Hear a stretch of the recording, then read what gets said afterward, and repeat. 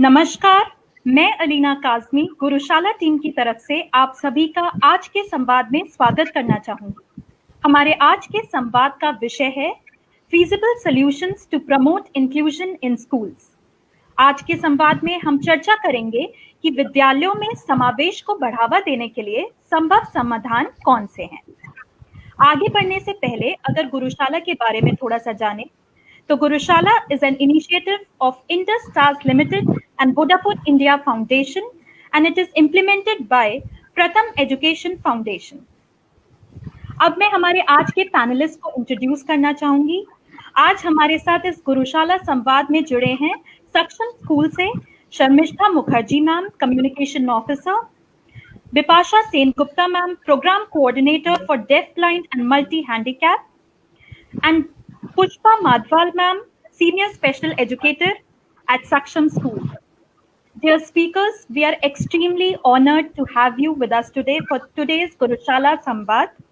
एक बार फिर से मैं सभी टीचर्स का हमारे साथ आज के संवाद में जुड़ने के लिए धन्यवाद कहना चाहूंगी और बहुत बहुत वेलकम करना चाहूंगी।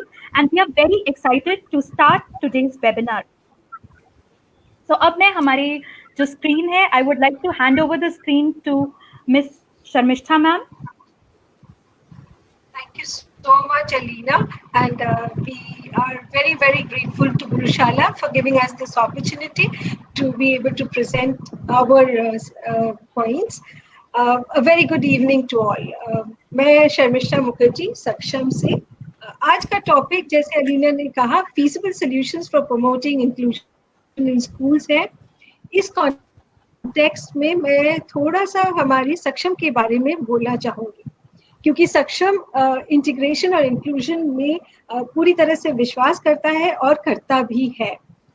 सक्षम works for people with visual impairment in the age group of 0 and above.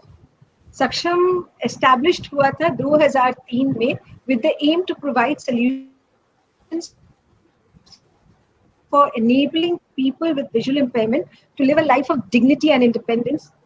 और ये करने के लिए सक्षम अपनी तरफ से affordable devices and tactile material provide करते हैं visually impaired को। सक्षम इसके लिए IIT जैसे प्रमुख research and development organization के साथ जुड़ा हुआ है और ये रिसर्च एंड डेवलपमेंट करके असिस्टिव डिवाइसेस तैयार करे हैं। उन्होंने tactile materials for visually impaired भी बनाए हैं। सक्षम नॉट ओनली ये डिवाइसेस लोगों को देता है, बट वो लोग वो डिवाइस यूज कर पाए इस वजह से उनकी ट्रेनिंग भी करते हैं। वो बुक्स अवेलेबल करते हैं for visually impaired in the accessible format. वो हायर एजुकेशन को सपोर्ट करता है और वो inclusive entertainment through audio description of movies करते हैं। थोड़ा सा मैं बताना चाहूंगी ये ऑडियो डिस्क्रिप्शन के बारे में। एक मूवी में बहुत सारी जगह होती है जहाँ पे डायलॉग्स नहीं होती है, तो एक विजुअली इम्पेयर्ड पर्सन वो मिस कर जाता है उसको। तो उस जगह पे हमारी एक there is a content which is read out और वो कंटेंट वो सिचुएशन को डिस्क्राइब करते हैं। As a matter of fact Aamir Khan के प्रोडक्शन के ज्यादातर मूवीज हम लोगों ने ऑडियो डिस्क्राइब करा। इस तरीके से एक विजुअली इम्पेयर्ड उतना ही एंटरटेन्ड होता है, उतना ही पार्टिसिपेट करता है एक मूवी शो में जैसे कोई आम आदमी। सक्षम अपनी resource centre setup it's resource centre for education and rehabilitation with visual impairment, deaf blindness and multiple disabilities in 2006, with the aim to ensure that every child was empowered to be included in the society. The resource center में मूलतः 3 verticals है: infant, toddler and early intervention unit, एक academic unit जहाँ पे बच्चों को prepare किया जाता है कि वो स्कूल रेडी हो पाए, और फिर वहाँ से वो बच्चे एक मेन स्ट्रीम स्कूल में उनको इंटीग्रेट किया जाता है। एंड पोस्ट इंटीग्रेशन भी सक्षम उनको सपोर्ट करता है। एक और बड़ा जो इम्पोर्टेंट वर्टिकल है वो है vocational unit for children with multiple disabilities. हमारी बच्चों को हम लगातार ट्रेनिंग देते हैं in mobility, in communication, in daily living skills, in sensory integration, computer training by using a software which can read the screen. और ये कॉमन है फॉर हर बच्चे के लिए, जो सक्षम में आता है हर बच्चा ये ट्रेनिंग उनको मिलता है. In last 14 सालों में सक्षम has been instrumental in mainstreaming more than 30 students in mainstream schools. In the course of the webinar, आप ऐसी हमारी एक स्टूडेंट से मिलेंगी, मिस चेतना, जो हमारी first batch of integration programme का हिस्सा थी. अभी मैं पुष्पा को कहूंगी कि आपको इंक्लूजन के कॉन्सेप्ट के ऊपर थोड़ा सा आगे बोले. Pushpa, the floor is with you. Thank you, ma'am. Good evening, all. Okay, I'll show the PPT first. So, आज हम बात कर रहे हैं एजुकेशन की. तो why do we educate our children? हम समझते हैं कि to make them independent, to live with dignity, and to improve their quality of life and give the chance to reach to its full potential. So इस तरह से education से हम समझते हैं कि हम पॉवर्टी को भी रिड्यूस कर सकते हैं. और इसके लिए गवर्नमेंट ने कई पॉलिसीज और एक्ट्स भी बनाए हैं. जैसे 2009 में राइट टू एजुकेशन एक्ट ने भी यही बात कही कि education is the fundamental right of every child. जो भी 6 to 14 ईयर्स की एज में है उन्हें अपनी एलिमेंट्री एजुकेशन अपने नेबरहुड स्कूल्स में कंप्लीट करनी है. और ये रिस्पॉन्सिबिलिटी बन जाती है पेरेंट की भी, गवर्नमेंट और नॉन गवर्नमेंट अथॉरिटीज़ की भी, कि बच्चों को वो स्कूल तक पहुंचाएं. फिर यूनेस्को ने भी इसी तरह से एक ग्लोबल मूवमेंट चलाया, एजुकेशन फॉर ऑल, जिसमें उन्होंने कहा कि सभी बच्चों की लर्निंग नीड्स को एक ही स्कूल एनवायरनमेंट में पूरा किया जाना चाहिए. फिर हम बात करते हैं, जब एजुकेशन फॉर ऑल की बात करते हैं तो हम डिसेबल्ड बच्चे की भी बात करते हैं. सो डिसेबिलिटी की बात करने से पहले मैं ये कहूँगी कि डिसेबल्ड बच्चा सबसे पहले एक बच्चा है, तो उसको भी इस एजुकेशन सिस्टम का पार्ट होना चाहिए.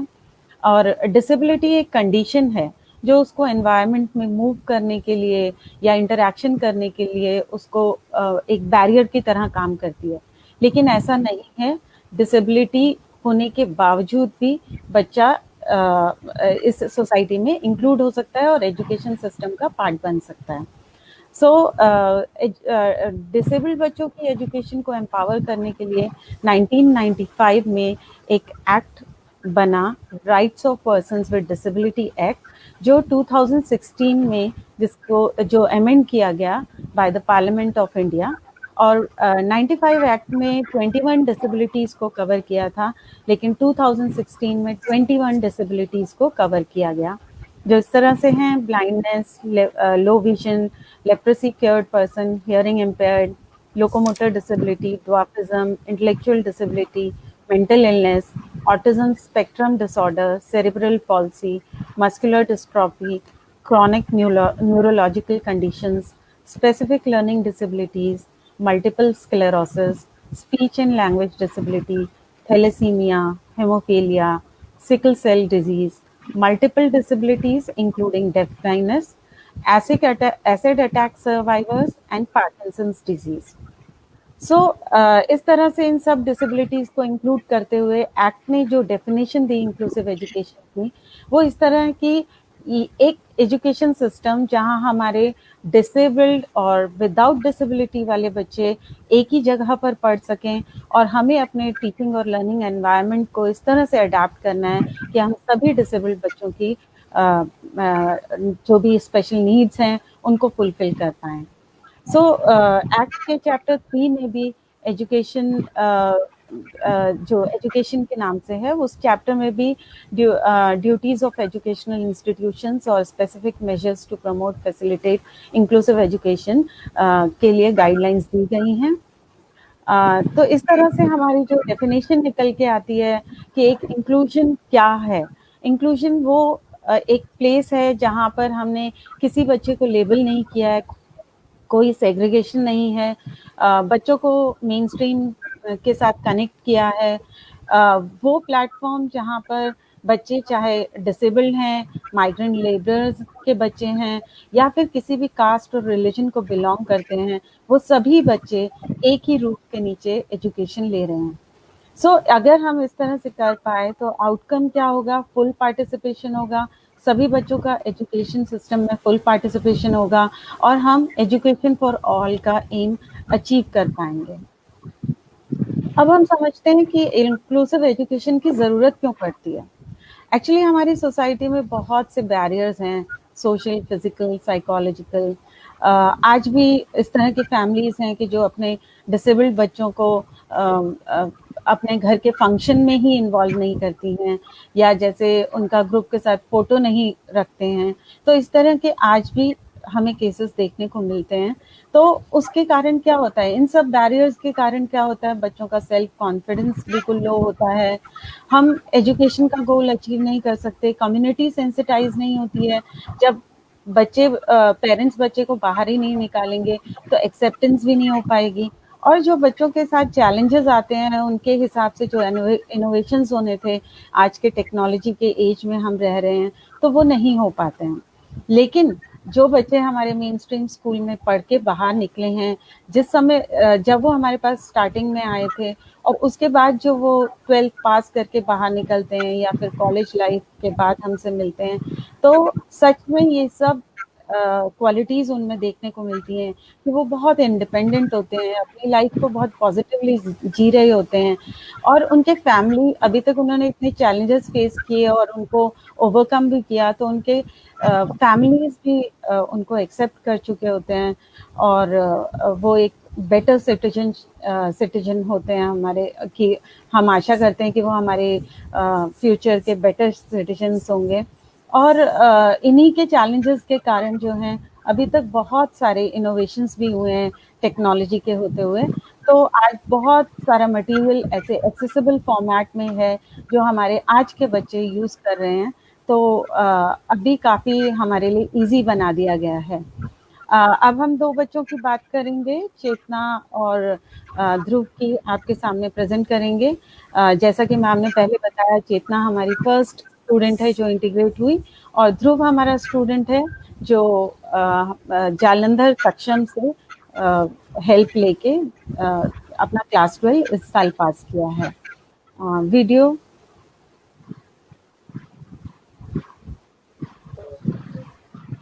मेरा नाम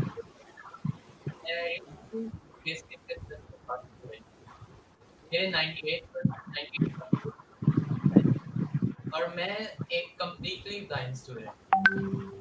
बचपन से मेरे पेरेंट्स को कोई आइडिया नहीं था कि मैंने क्या करना है। मुझे उन्होंने एक specialised school for the blind Rashtriya Andh विद्यालय में डाल दिया। 5-6 साल में वहीं पढ़ा और फिर जब मैं 6th-7th ग्रेड में था तब मुझे मिसेस दीपिका सूद फ्रॉम सक्षम, उनकी मुलाकात मेरे साथ हुई।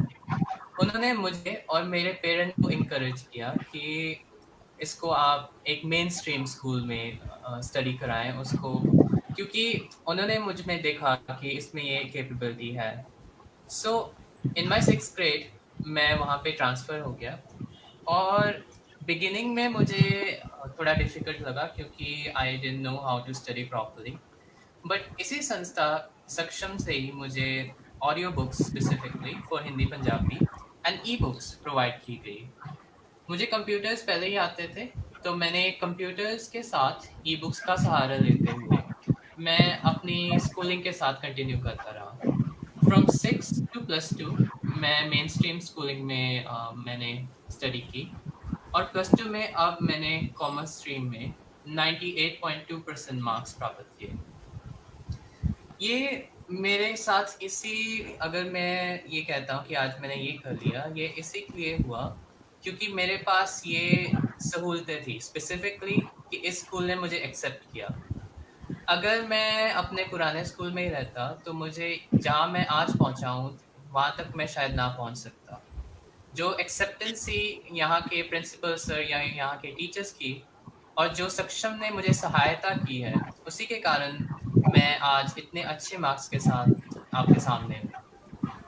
मेरी विश अगर मैं कहूँ यही होगी कि मैं अपने आप तो मैंने जो कर लिया ठीक है, बट मेरे साथ जो स्टूडेंट्स हैं, जो विजुअली इम्पेयर्ड स्टूडेंट्स हैं और visually impaired members of society हैं, वो भी सक्सेस प्राप्त कर सके।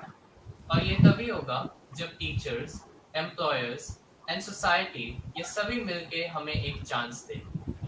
सो इन कंक्लूजन मैं यही कहूँगा कि let's join our hands together and make a future together. Thank you.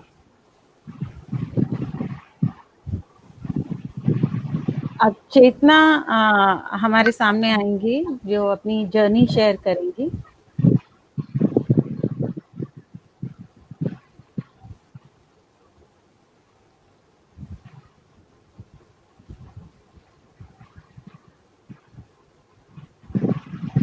Chetna,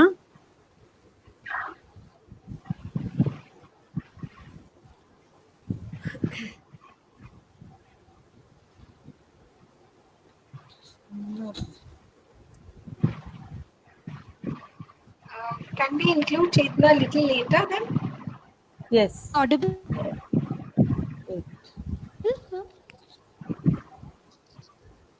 Hello? There Chetna is here. Am I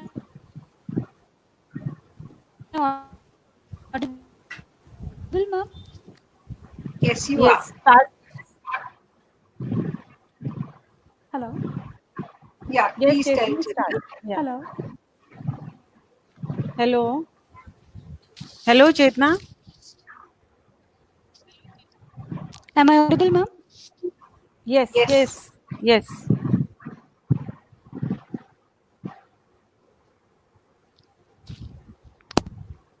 Audible, Pushpa? Hello? Hello, Chetna, Hello. start your presentation. Yes, Chetna.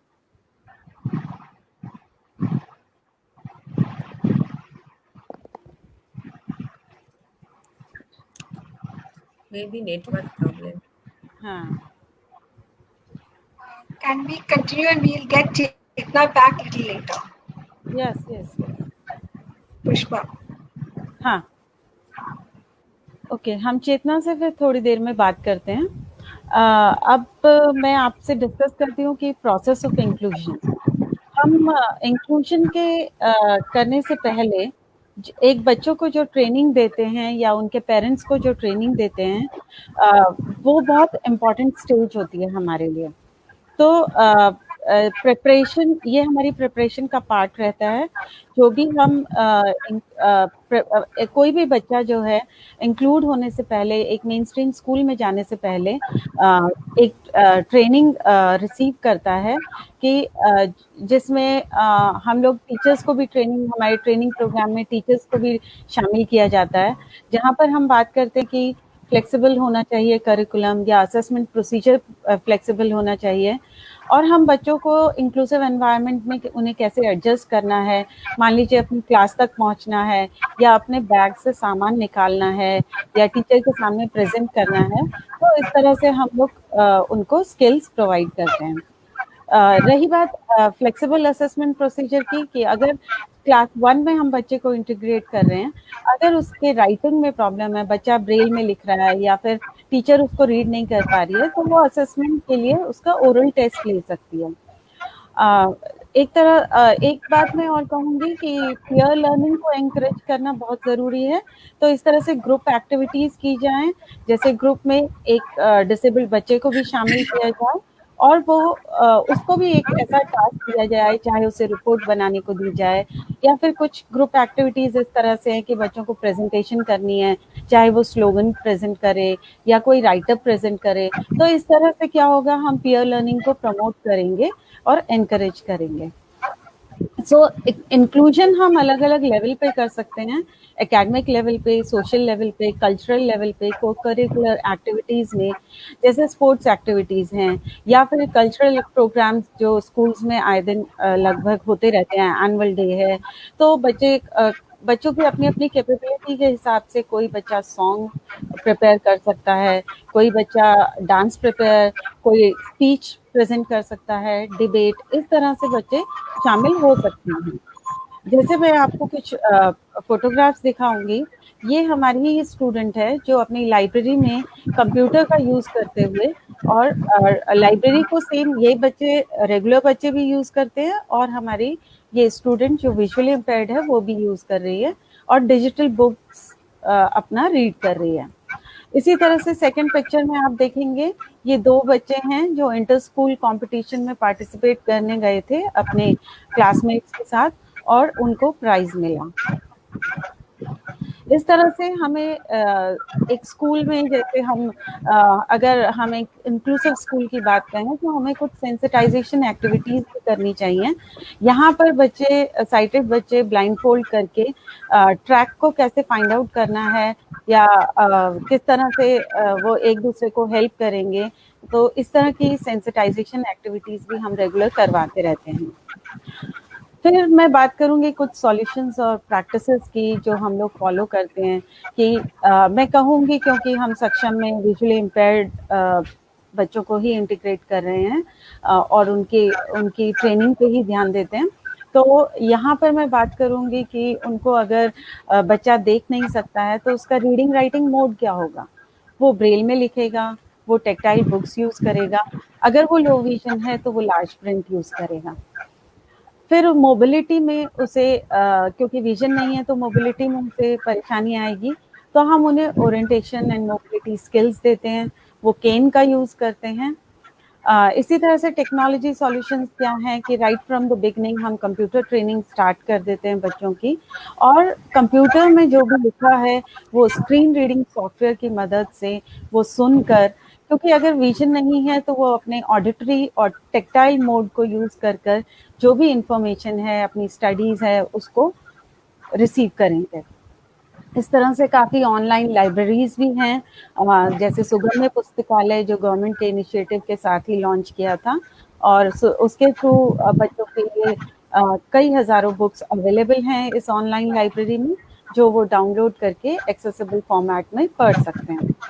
फिर कुछ special devices में हम बच्चों को training देते हैं। अगर उन्हें मैथमेटिक्स पढ़ना है तो उसके लिए स्पेशल डिवाइस है, जैसे टॉकिंग कैलकुलेटर है हमारे पास, टॉकिंग वॉच है। तो इस तरह के कुछ डिवाइसेस हैं जिसमें एक क्लिक से वॉइस प्रोड्यूस होगी और बच्चा उसको सुन के कर सकता है, सुन सकता है, इंफॉर्मेशन ले सकता है, कैलकुलेशन कर सकता है, जैसे ये टॉकिंग कैलकुलेटर है। कुछ इस तरह से टेक्नोलॉजी का यूज़ करते हुए हमारे पास टेक्टाइल बुक्स अवेलेबल हैं जो लॉन्ग लास्टिंग हैं। इस तरह से टीचर मेड मटेरियल भी हम लोग प्रेजेंट करते हैं। ये जैसे ज्योमेट्री से डायग्राम्स ड्रॉ करने के लिए टेक्टाइल बोर्ड है। फिर कुछ अडेप्टेशंस इस तरह से हैं कि हमारे जैसे हम इसमें लॉन्गिट्यूड्स और लैटिट्यूड्स दिखा रहे हैं, तो हमने सिंपल जो मटेरियल हमारे पास घर में अवेलेबल था वो हमने यूज़ किया। अब मैं शर्मिष्ठा मैम को कहूँगी कि वो 1-2 डिसेबिलिटीज़ को और कैसे तैयार करना है, क्या उनके लिए ज़रूरी बातें होती हैं अगर वो इंक्लूजन में हम उन्हें इंक्लूड करते हैं इंक्लूसिव स्कूल्स में। Yes, Sharmishtha ma'am. Thank you so much Pushpa. आज पुष्पा ने आप लोगों को बताया कि विजुअली इम्पेयर्ड बच्चों को इंटीग्रेट करने के लिए जो उन्होंने स्टेप्स बताया है और जो प्रिपरेशन की रिक्वायरमेंट है वो हमने आपको बताया। अब मैं थोड़ा सा बताना चाहूँगी, अगर एक बच्चा है जो हियरिंग इम्पेयर्ड है उसकी प्रिपरेशन क्या होनी चाहिए। आइडियली मैं ये कहूँगी कि हर मेन स्ट्रीम स्कूल को एक एसोसिएशन बनाना है, कोई स्पेशलाइज्ड ऑर्गेनाइजेशन के साथ जो पर्टिकुलरली ये बच्चों के साथ काम करते हैं। इससे क्या होगा कि आपको अगर कोई मदद चाहिए, आपको कोई स्पेशलाइज्ड नॉलेज चाहिए, आपको कोई रिसोर्सेज चाहिए, वो आपको गाइड भी कर पाएंगे और वो बच्चों को भी दे पाएंगे और आपको भी आपकी नॉलेज को एनहांस कर पाएंगे। तो आप इस तरीके से अगर एक एसोसिएशन फॉर्ज कर ले कोई भी स्पेशलाइज्ड ऑर्गेनाइजेशन के साथ आपके ही एरिया में, या इवन आजकल के ज़माने में जब हम लोग लॉन्ग डिस्टेंस में एक दूसरे को कांटेक्ट कर सकते हैं, ये नया with the COVID thing we have learn that distance doesn't matter, तो ऑनलाइन से भी आप इन लोगों से मिल सकते हैं। उसकी जानकारी हम आपको दे सकते हैं। At the end of the slide you will find our address and you will find our website. इसके सिवा what one very important thing जो है about inclusion is acceptance. I know बहुत डिफिकल्ट होता है मेन स्ट्रीम स्कूल में एक बच्चा डिसेबल्ड हो और टीचर के क्लास में हो तो वो समझ नहीं पाती है बच्चे को कैसे मैं डील करूं. इसी वजह से ये जो एसोसिएशन आप क्रिएट करेंगे कोई भी ऑर्गेनाइजेशन के साथ, ये आपको हेल्प करेगा. और वो बच्चे को आप जब एक्सेप्ट करेंगे, उसको वो जगह देंगे उसके क्लास में, दूसरे बच्चों के साथ मिलने में, उनके साथ बड़े होने में, उनको जो आप एक चांस देंगे, वही उस बच्चे के लाइफ के लिए और उसके फैमिली के लिए बहुत बड़ा एक गेन होगा. और बहुत लंबे हम कह सकते हैं इट्स अ लॉन्ग टर्म उसका इफेक्ट उस बच्चे की जिंदगी में होगी. तो for a hearing impaired person, वो बच्चा जो ट्रेनिंग लेके आएगा वो शायद लिप रीडिंग कर सकेगा. तो आपको उसे सिर्फ फर्स्ट बेंच पे बिठाना है. आप अगर कोई आईसीटी मटेरियल यूज कर रहे हैं आपके स्मार्ट स्क्रीन पे, तो आप सबटाइटल्स रखिएगा जिससे कि वो हियरिंग इम्पेयर्ड बच्चा पढ़ के वो पूरा कंटेंट समझ पाए. अगर आपके पास सिर्फ ऑर्थोपेडिकली डिसेबल बच्चा है तो थोड़ी सी एडजस्टमेंट्स आपको शायद करने की जरूरत पड़े कि बच्चे की क्लास आप ग्राउंड फ्लोर में रखिए. आप थोड़ी सी अडेप्टेशंस कर लीजिएगा उसके चेयर और टेबल के साथ, जिससे कि वो बच्चा कंफर्टेबली क्लास में बैठ पाए. शायद थोड़ा बहुत एक इवन नॉन परमानेंट एक रैंप लगवा दीजिए जहाँ से उसका व्हीलचेयर शायद पहुंच जाए. उसके बाथरूम में उसके एक्सेसिबल बनाने के लिए ग्रैब बार्स लगा दीजिए, या दरवाजा एक ऐसा ही बाथरूम चूज करें जिसका दरवाजा काफी चौड़ा हो के एक व्हीलचेयर अंदर चले जाए. Small change is nothing major, but it will ensure that the child is included. हम जानते हैं कि with multiple disabled children, the whole inclusion appears much more difficult, but it is not impossible. As ma'am said, that co-curricular activities में participation उनका हो सकता है, इसी तरीके से उसकी inclusion भी होगी. अब मैं विपाशा मैम को कहूंगी कि मल्टीपल डिसेबल बच्चे के साथ हमारी प्रिपरेशन कैसे हो सकती है, and what is the extent to which a child can be included. Thank you Sharmishtha ma'am. Yes, thank you Sharmishtha ma'am. Good evening all. तो मल्टीपल डिसेबिलिटीज के बारे में मैं जब बताने जाऊंगी, मैं सबसे पहले यही बोलूंगी जो पुष्पा मैम ने भी आपको बोला पहले, कि एक बच्चा चाहे वो सिंगल डिसेबल हो, मल्टीपल डिसेबल हो या डेफब्लाइंड हो, सबसे पहले वो बच्चा है, उसके बाद उसका डिसेबिलिटीज है. तो जब मल्टीपल डिसेबल ये शब्द हम बोलते हैं, Pushpa please slide. Multiple disable ये शब्द जब हम बोलते हैं तभी हमें ये बात सामने आ जाती है कि एक बच्चे में एक ही साथ एक से ज्यादा डिसेबिलिटी होना. बट इसका मतलब ये नहीं है कि एक मल्टीपल डिसेबल बच्चा हमेशा इंटेलेक्चुअल डिसेबल भी होंगे, वो पढ़ाई नहीं कर सकते हैं, ऐसे सोचना बिल्कुल गलत है. ये जो मल्टीपल डिसेबिलिटीज का कॉम्बिनेशन होता है, कॉम्बिनेशन ऑफ डिसेबिलिटी बच्चों में अलग अलग होता है. कभी बच्चे में ब्लाइंडनेस के साथ साथ इंटेलेक्चुअल प्रॉब्लम हो सकता है, कभी बच्चा लो विजन होता है, साथ में मोटर इम्पेयरमेंट होता है एंड इंटेलेक्चुअल डिसेबिलिटी भी होता है. कभी बच्चों में स्लो लर्नर के साथ साथ स्पीच डिसऑर्डर होता है. लेकिन एक मल्टी डिसेबल बच्चा स्कूलिंग कर सकते हैं, वो एकेडमिक कर सकते हैं. सपोज सोचिए एक बच्चे के दोनों हाथ काम नहीं करता, कोई भी कारण के वजह से, कोई डिसेबिलिटी के वजह से उनका हाथ से काम नहीं कर पाते हैं बच्चे, और विजुअली देख भी नहीं पाते हैं. तो इसका मतलब ये नहीं वो एकेडमिक नहीं कर पाएंगे, वो स्कूल नहीं जा पाएंगे, वो एजुकेशन नहीं ले पाएंगे. कैसे करेंगे एकेडमिक, कैसे वो स्कूल जाएंगे, कैसे वो क्लासरूम में बैठ के पढ़ाई करेंगे, उसका स्ट्रेटेजी होता है अलग अलग. और वो जो स्पेशल रिसोर्स सेंटर है उनका ही रिस्पॉन्सिबिलिटी ज़्यादातर होता है कि ये स्ट्रेटेजी को अपनाए और बच्चों को स्कूल तक पहुंचाए. तो अब बात आती है एक डेफब्लाइंड बच्चा. deaf blindness is a combination of auditory and vision impairment. तो एक डेफ ब्लाइंड बच्चे में एक ही साथ vision impairment and hearing impairment होता है, और हियरिंग इम्पेयरमेंट होने के कारण उसको स्पीच इम्पेयरमेंट भी होता है। तो एक डेफ ब्लाइंड बच्चों में एक ही साथ 3 impairment, vision, hearing and speech. Deaf blindness जो डिसेबिलिटी है ये बहुत रेयर दिखाई देता है और बहुत कम बच्चों में पाया जाता है। इन बच्चों को जो चैलेंज का सामना करना पड़ता है वो मेनली है कम्युनिकेशन।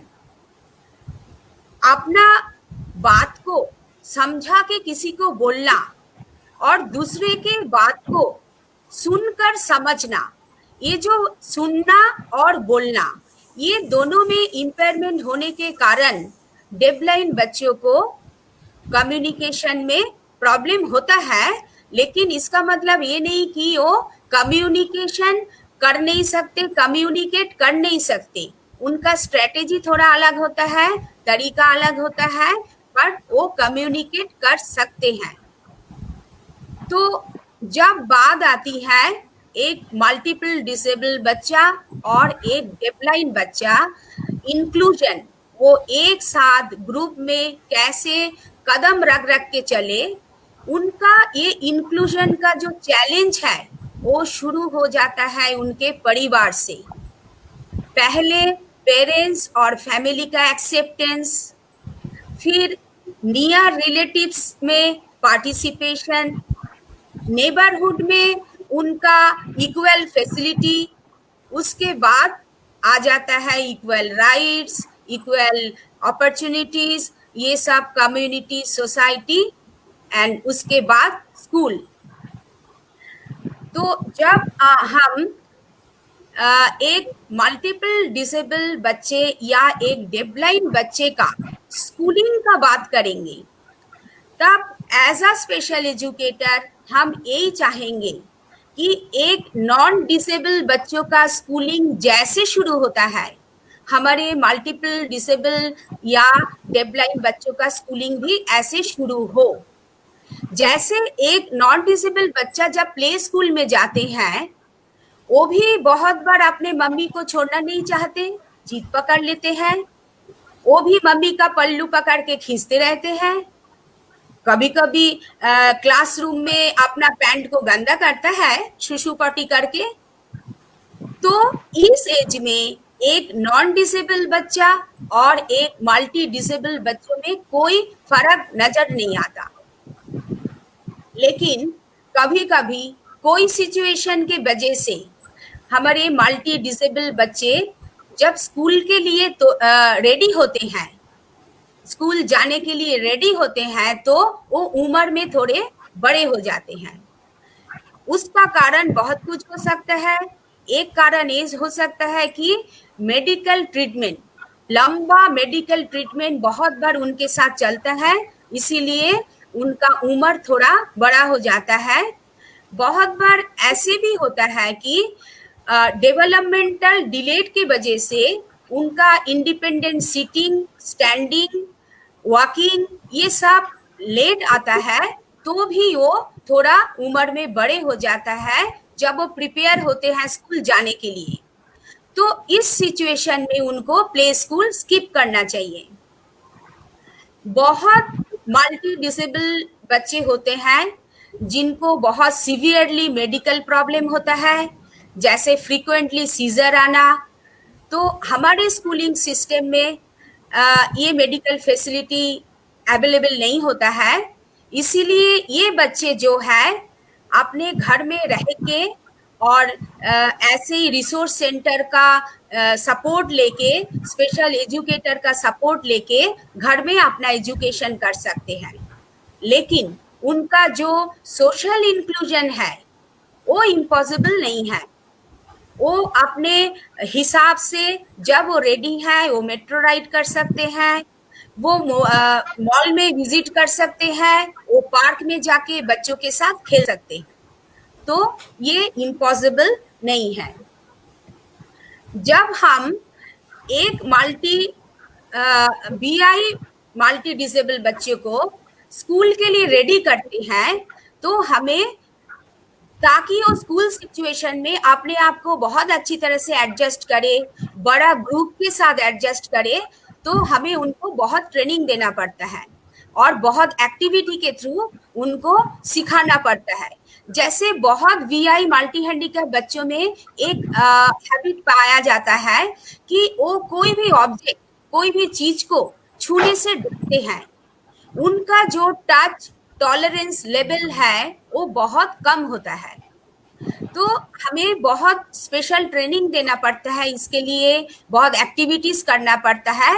ऐसे बहुत तरह का ट्रेनिंग उनको देना पड़ता है बिफोर स्कूलिंग, और इससे उनका डर हट जाता है, उनका टच टॉलरेंस लेवल इम्प्रूव होता है। तो इस तरह से हम अलग अलग ट्रेनिंग से उनको प्रिपेयर करते हैं। यदि मैं एक सक्सेसफुल इंक्लूजन इन स्कूल इसकी बात करूं फॉर मल्टीपल डिसेबल बच्चे और डेफब्लाइंड बच्चों के लिए, तो मुझे ये कहना है कि प्रॉपर एक्सेप्टेंस, जो सभी कहते हैं, ये भी एक पॉइंट है, प्रॉपर एक्सेप्टेंस। लेकिन बच्चे जैसे हैं विथ लिमिटेशन उनको एक्सेप्ट करना चाहिए, फिर उसको इक्वल अपॉर्चुनिटी मिलना चाहिए, फुल पार्टिसिपेशन मिलना चाहिए। जैसे पुष्पा मैम ने भी बताया, मैं भी बताऊंगी, कोई बच्चा यदि एकेडमिक नहीं कर सकते तो वो खेलकूद में ज्वाइन करे। जरूरी नहीं है कि बच्चा व्हीलचेयर में है और ब्लाइंड है तो वो स्कूल से पिकनिक नहीं ज्वाइन कर सकते हैं, वो आराम से जा सकते हैं। यदि एक बच्चा को मोटर डिसेबिलिटी है विजुअल इम्पेयरमेंट के साथ, तो मेडिकल परमिशन से वो स्विमिंग कर सकते हैं, ऐसे नहीं है कि वो स्विमिंग नहीं कर सकते हैं। और उसको ये सब चीज अचीव करने के लिए स्कूल में जो फैसिलिटीज होता है वो प्रोवाइड करना चाहिए। इन बच्चों के लिए थोड़ा ज्यादा फैसिलिटीज ही प्रोवाइड करना होता है। जैसे सोचिए कि रैम बनाना, ये तो आम बात है, या यदि बच्चा इंडिपेंडेंटली अपना झूला को आइडेंटिफाई करना चाहे, इंडिपेंडेंटली वो एक क्लासरूम से दूसरे क्लासरूम में जाना चाहे, तो थोड़ा टैक्टाइल पाथ अलग अलग टेक्सचर से वो बना सकते हैं, ताकि बिना किसी के सहारा वो अपने झूला तक पहुंच सके। धीरे धीरे ट्रेनिंग से वो ये सीख जाती हैं। कभी कभी छोटा एडेप्टेशन, लिटिल एडेप्टेशन क्लासरूम में करना होता है। जब नॉन डिसेबल बच्चों के साथ हमारे मल्टी हैंडीकैप वीआई बच्चे भी बैठते हैं क्लासरूम में, तो यदि टीचर शेप सिखा रहे हैं और वो पिक्चर में है, बुक में, हमारे बच्चे देख नहीं सकते, तो उस पिक्चर को टैक्टाइल थोड़ा सा डिजाइन करना चाहिए, ताकि हमारे बच्चे छूकर उसको पहचान सके और लर्न कर सके। ऐसे ही जब स्टोरी सुनाते हैं टीचर क्लासरूम में, स्टोरी में बहुत ब्राइट ब्राइट पिक्चर होता है, जो देख के नॉन डिसेबल बच्चे और इंटरेस्ट लेते हैं स्टोरी सुनने के लिए, इन्वॉल्वमेंट उनका बढ़ जाती है। लेकिन हमारे बच्चे देख नहीं सकते, तो जो पिक्चर है उसी को यदि हम थोड़ा टेक्सटाइल डिजाइन करें, जैसे पेड़ है तो पेड़ में थोड़ा पत्ता चिपका दे, क्लाउड है क्लाउड में थोड़ा कॉटन चिपका दे, तो हमारे बच्चों का इंटरेस्ट और इन्वॉल्वमेंट ऐसे बराबर होगा और वो बिल्कुल इन्वॉल्व होके स्टोरी सुनेंगे। ऐसे जो हमारे डेफब्लाइंड बच्चे होते हैं, आप ये देखेंगे कि ये कम्युनिकेशन कार्ड है, और जैसे नॉन वर्बल बच्चे जब बोलना शुरू करते हैं वो वन वर्ड बोलते हैं। जब हमारे डेफब्लाइंड बच्चे बोलना शुरू, मतलब उनका जो लैंग्वेज शुरू होती है, हम ऑब्जेक्ट कार्ड से उनका लैंग्वेज शुरू करते हैं। वो कैसे पहचानेंगे कि मेरा बाथरूम कहाँ है, वो कैसे जानेंगे मैं आज सैड हूँ या हैप्पी हूँ, वो कैसे अपने आप को एक्सप्रेस करेंगे। तो ये जो कार्ड आप देख रहे हैं, ये ऑब्जेक्ट कार्ड है। धीरे धीरे इस ऑब्जेक्ट कार्ड से वो जानते हैं, और इसके साथ साथ हम साइन इंट्रोड्यूस करते हैं बच्चों को, एक्शन का और वर्ड का। ऐसे ही उनका कम्युनिकेशन बहुत धीरे-धीरे इम्प्रूव होता है और उनका लैंग्वेज इम्प्रूव होता है। तो आज तक यही था हम लोगों का कार्यक्रम एंड मैं सक्षम की तरफ से गुरुशाला को बहुत थैंक्स बोलना चाहूँगी। उन्होंने हमें अपॉर्चुनिटी दिया है। हो सकता है कि हम सक्सेस हुए थोड़ा-सा जो सक्षम काम करते हैं वो आप तक पहुँचाने के लिए। यदि आप सक्षम का वेबसाइट विजिट करना चाहेंगे तो www.saksham.org ये हमारे वेबसाइट एड्रेस है। यदि आप मेल में हमें कुछ बोलना चाहेंगे मेल थ्रू तो ईमेल आईडी है daksh@saksham.org। तो प्लीज एक क्लोज करने से पहले मैं एक छोटा सा कोटेशन आपके सामने रखूंगी जो मैम हेलेन केलर का है। मैम हेलेन केलर एक खुद डेफब्लाइंड पर्सन थे। उन्होंने बोला है alone we can do little but together we can do more।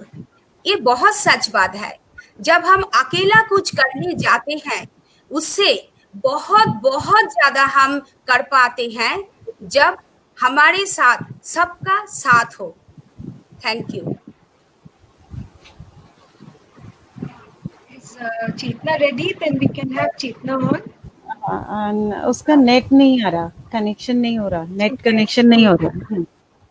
I think what Chetna would have possibly shared with everybody is Chetna was one of our very first batch of integrated students. She came at a time when integration was not so open in a place like UP where we are situated in Noida. The schools accepted Chetna and with the help of our resource center, Saksham Resource Center, we were able to enable her education.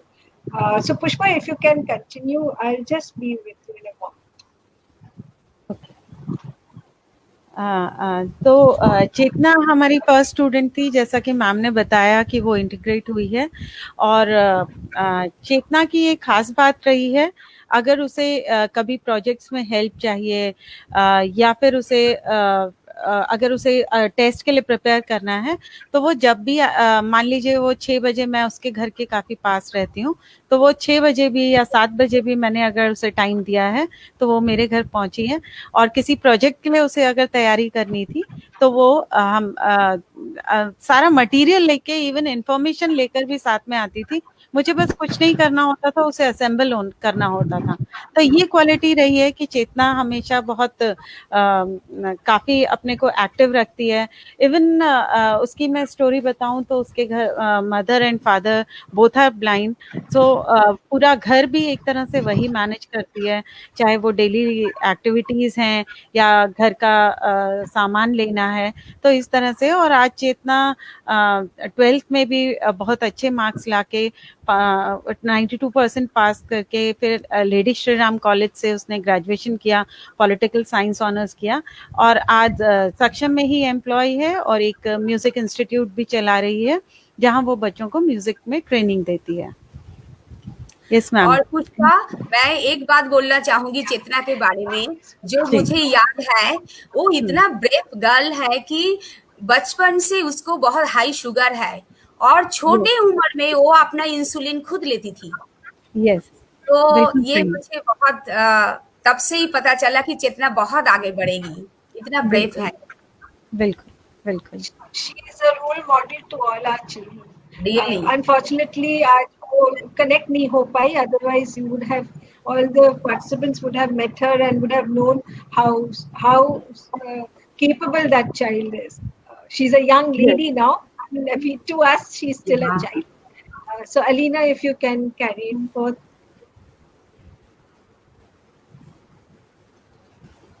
Thank you speakers. ये काफ़ी interactive और एक काफ़ी informative session रहा हमारे लिए आज। मैं हमारे स्पीकर से कहना चाहूँगी कि जाने से पहले हम ऑडियंस से, जो हमारे टीचर्स आज इस संवाद में हमारे साथ जुड़े हैं, उनके कुछ क्वेश्चंस लेना चाहूँगी।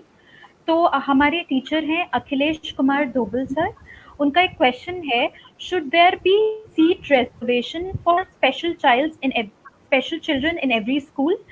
दे must have right to take admission their choice. तो शर्मिष्ठा मैम, मैं आपसे पूछना चाहूंगी कि आपका इस क्वेश्चन पर क्या ओपिनियन है? Yeah, thank you so much. First of all, there is a 3% reservation for children under the EWS, as well as for people with disabilities. So under that, they actually have a reservation. But I उनका think we शायद should net not even think about reservation. I think what we should do is advocacy is very important.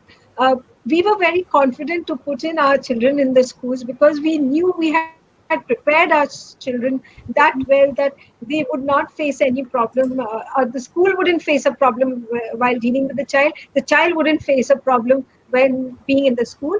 And we have been a total backup for the school, and wherever the child needed us or whether the school needed us, we have actually appointed resource teachers who would visit the schools on a regular basis, give them solutions, and try to work out any kind of difficulties. So much so that we have also had many workshops with teachers, mainstream teachers, to ensure that inclusion happens in the real sense of the word.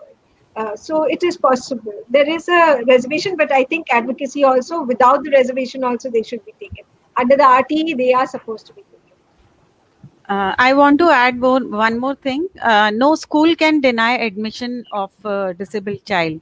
It is mandatory, and अभी हमारे पास new education policy भी आ गई है 2020. तो अब हम उम्मीद करते हैं कि 2020 ऑनवर्ड्स हम ज़्यादा से ज़्यादा इंक्लूसिव स्कूल्स को इक्विप कर पाएंगे और बेटर इंक्लूसिव स्कूल्स हमारे बच्चों के लिए होंगे. बिल्कुल मैम. मैम, हमारी एक टीचर हैं शिवानी शर्मा मैम, उनका भी एक क्वेश्चन आ रहा है कि कई बार एक चैलेंजिंग सिचुएशन क्लास में बन जाती है कि डिसेबल्ड स्टूडेंट्स के बिहेवियर के कारण कई बार ऐसा होता है कि और स्टूडेंट्स क्लास में आसपास रहना नहीं चाहते हैं. स्पेशली छोटे बच्चों में कई बार इस प्रकार की कुछ सिचुएशन आ जाती है. तो हमारे टीचर्स उस सिचुएशन को कैसे डील करें, एक कोऑर्डिनेट मैनर में कैसे डील करें? पुष्पा, आप बोलो इसके बारे में. एक्चुअली देखिए, बिहेवियर चैलेंजेस तो हमें और बच्चों के साथ भी होते हैं. ज़रूरी नहीं है कि डिसेबल्ड बच्चे के साथ है. कोई बच्चे कोई डिसेबिलिटी नहीं है, लेकिन आप देखेंगे कि कुछ बच्चे हाइपर एक्टिव होते हैं. तो इस तरह से उनके इस बिहेवियर को भी कंट्रोल करना पड़ता है. तो टीचर को उसी तरह से सबसे पहले तो, जैसे कि हमने पहले भी बात की है, कि सेंसिटाइजेशन बहुत ज़रूरी है. तो सभी बच्चों को, जब हमारे साथ एक डिसेबल्ड बच्चा हमारे स्कूल में आता है, तो ये स्कूल अथॉरिटीज़ की, टीचर्स की रिस्पॉन्सिबिलिटी होती है कि एक ओरिएंटेशन हमें सब बच्चों को देना चाहिए कि हमारे साथ ये बच्चा पढ़ने आया है, या क्लास टीचर अगर बड़े ग्रुप में नहीं हो सकता, तो क्लास रूम में हो सकता है कि टीचर और बच्चों को सेंसिटाइज करे कि उसकी लर्निंग नीड्स क्या हैं या उसकी नीड्स क्या हैं. आपको उसे एक्सेप्ट करना है और किस तरह से उसे एज अ पीयर सपोर्ट करना है. और साथ में एक स्पेशल एजुकेटर और काउंसलिंग की मदद से उसके बिहेवियर पे काम किया जा सकता है, पेरेंट्स को भी इन्वॉल्व करके. Yes, ma'am. I would add one more thing, that it is very important to try and understand why the behavior problem is there. Yes. Because it may be that that environment is not being very helpful to him. The people are not understanding him. So it is important that वो assessment भी किया जाए कि why is that behavior coming. Then, just like any other regular child needs a behavior management, maybe strategy, this child will also need a behavior management strategy. Thank you ma'am. Ma'am, यहाँ पर हमारी एक और teacher का एक question आ रहा है. Samina किंद्रा ma'am पूछ रही हैं that we are on an initial stage in our school for inclusive education. Please suggest some ideas for resource room. So, Pushpa ma'am, क्या आप इस क्वेश्चन को आंसर Can you करना repeat the question? Can you repeat the question? Sorry. Sure ma'am. Resource room. Samina ma'am का question है, ma'am, we are on initial stage in our school for inclusive education. Please suggest some ideas for resource room. So basically, ma'am is asking for some ideas to enhance inclusion in her school. Okay. Yes, ma'am. Resource room setup करने के लिए आप ma'am किसी की help भी ले सकती हैं, जैसे हमारे साथ भी कनेक्ट हो सकती हैं, सक्षम के साथ कनेक्ट हो सकती हैं। आपको ये देखना होगा कि आपके पास आप कौन कौन सी डिसेबिलिटीज की लर्निंग नीड्स को केटर करने वाली हैं और उसके लिए क्या क्या रिसोर्सेज की ज़रूरत है, क्या उसके लिए किस तरह का एक्सेसिबल मटेरियल चाहिए, क्या क्या अडेप्टेशंस होनी चाहिए। तो इस तरह से आप हम लोगों से कनेक्ट होके हम लोग आप अपने यहाँ रिसोर्स रूम सेटअप कर सकते हैं।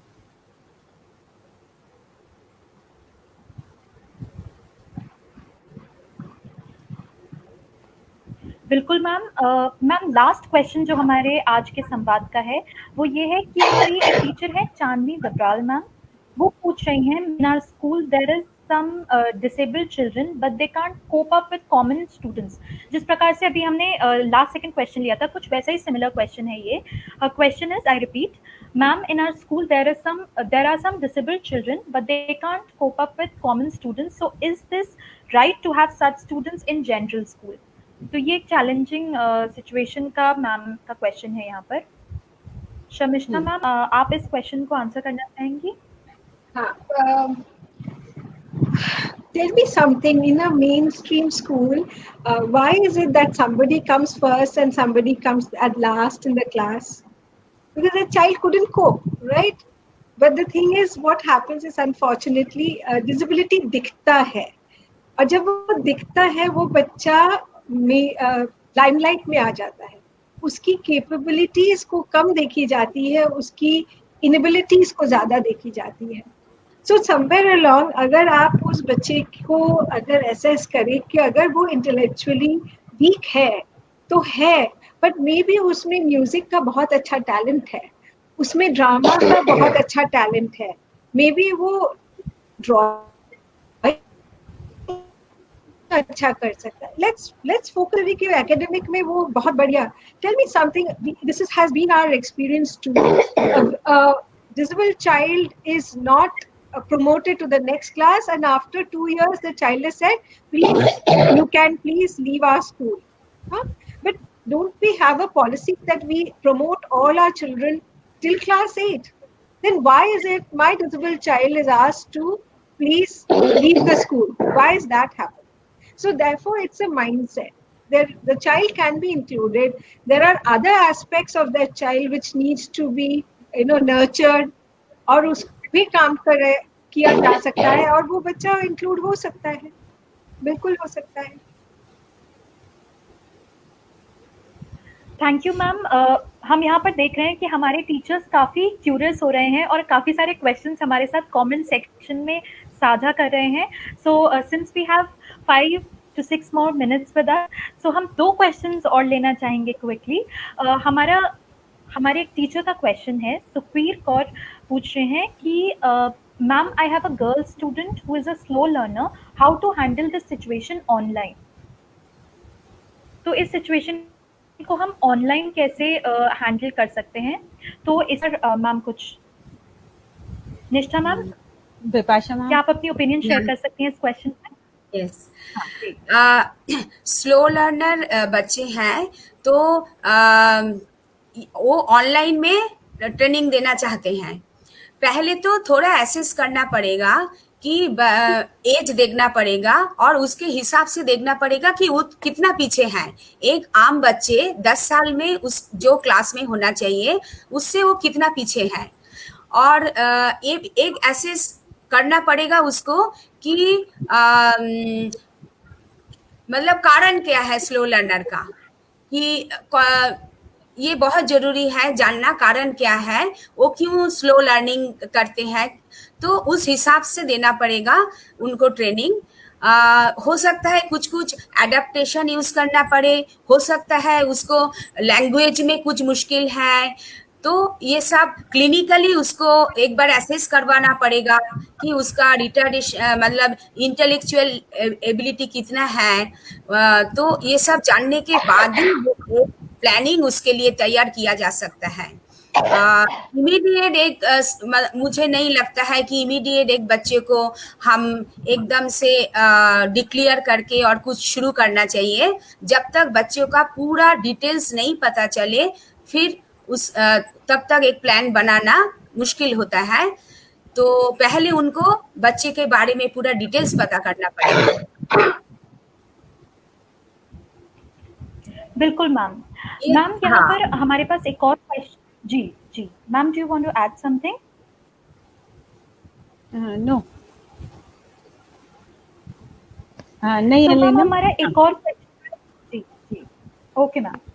मैम हमारा एक और क्वेश्चन है यहाँ पर, निगार शमसी मैम का क्वेश्चन है, what efforts can be made to develop sensitive attitude among children towards those with special need? So एक क्लासरूम में हम अगर बाकी स्टूडेंट्स में एक सेंसिटिव एटीट्यूड को कल्टिवेट करना चाहते हैं तो वो हम कैसे कर सकते हैं? Sharmishta ma'am, please, would you like to throw some light If on you this could question? just tell me that what they wanted to have a sensitive attitude among students. Attitude about students. Ji ji Okay. See, sensitivity arrives many a times. Sensitivity actually grows when you can experience the same situation. So that's why when we put our students in a mainstream school, we do a lot of blindfold activity to make everybody, whether it be the teacher, whether it be the support staff, whether it be the students, कि आप blindfold करके how would you manage a situation? I can share a small example. Most of our children who are visually impaired are dependent on audio, right? Because you can't see the board, but you are completely tuned audio. Now the whole class, a class of class 2, imagine a whole bunch of children, naughty, shouting at the top of their voice. And now what happens is this child just doesn't get to hear the teacher. The children are seeing whatever the teacher is writing on the board. So they are able to copy down. But my child who is waiting to hear my teacher is simply not able to understand what the teacher is saying. So what he does is he just explores around and he will catch somebody say, "Hey, kya bola? Hey, kya bola? Hey, kya bola?" Now my child is then termed as being very disruptive, very disturbing in the class. But that's when what we did was a sensitization program where we told one whole half of the class that you had to be blindfolded, and the rest of the class was shouting at the top of their throat, and the teacher was saying something and they couldn't understand. So that's how the sensitivity comes in. I know it is impossible for us to simulate every disability for a person to understand, but by and by, younger age children are normally very insensitive. It is normal for small children to be insensitive. As they grow up, slowly their sensitivity grows. They become good friends. And not only that, just like we had a group of only 4-5 friends, very close friends, our children also may forge a friendship of only 4-5 friends. Not that the entire class will come together to help, but that 4-5 friends is a strong bond that they will have, and they will be able to help each other. So it is not all is lost. Nothing to worry at a young age. Yes, these problems will come, but they will be overcome as the child grows. And don't give up. Don't give up on the child. Don't give up on the system. Just carry forward. It will find its course, and everything will be fine. So I would say thank you for having the child in your school, and just have faith. Everything will be fine. Thank you so much ma'am for answering these questions. Speakers, एक बार मैं आप सभी का बहुत बहुत शुक्रिया करना चाहूँगी हमारे साथ आज के संवाद में जुड़ने के लिए। साथ ही मैं सभी टीचर्स का जो हमारे साथ आज संवाद में जुड़े उनका भी धन्यवाद करना चाहूँगी। और काफ़ी हमने यहाँ पर देखे कि टीचर्स के क्वेश्चंस भी आए and we answered almost all the questions. So a very big thank you to our speakers and all the teachers who joined us today. कुछ इसी प्रकार से हमारा आज का संवाद अपने अंतिम पड़ाव पर आ गया है। जाने से पहले मैं हमारे टीचर्स को बताना चाहूँगी कि यहाँ पर हमने लर्निंग डिसेबिलिटी की बात की है। गुरुशाला पर एक कोर्स उपलब्ध है, लर्निंग डिफिकल्टी पर वी हैव अ कोर्स। मैं क्विकली हमारे टीचर्स को एक बार गुरुशाला प्लेटफॉर्म पर ले जाना चाहूँगी। और जैसे कि आप मेरे स्क्रीन पर देख सकते हैं कि ये gurushala.co www.gurushala.co पर जाकर आप कोर्सेज सेक्शन में ये कोर्स देख सकते हैं। और यहाँ पर आप मेरे स्क्रीन पर देख सकते हैं कि लर्निंग डिफिकल्टी का एक कोर्स है। मैं हमारे सभी टीचर्स को बोलना चाहूंगी कि वो आज ही जाएं और इस कोर्स पर एनरोल करें और इस विषय पर और जानें। तो कुछ यहाँ पर आई वुड लाइक टू तो कुछ इसी साथ हम यहाँ का आज का जो सेशन है उसे कंक्लूड करेंगे। मैं हमारे टीचर्स को बोलना चाहूंगी कि उनके जो भी क्वेश्चंस हैं वो हमारे साथ गुरुशाला स्टाफ रूम पर आएं और शेयर करें। हमारी कोशिश रहेगी हम आपके क्वेश्चंस को, आपके सवालों को एक्सपर्ट्स तक पहुंचाएं। A very big thank you to our speakers from joining us. Gurushala के फेसबुक पेज को और गुरुशाला के यूट्यूब चैनल को जाने से पहले मैं टीचर्स को कहना चाहूंगी, गुरुशाला के Facebook page and YouTube channel को लाइक करना, शेयर करना एंड सब्सक्राइब करना ना भूलें। हैप्पी टीचिंग, सुखद शिक्षण। Thank you. Thank you.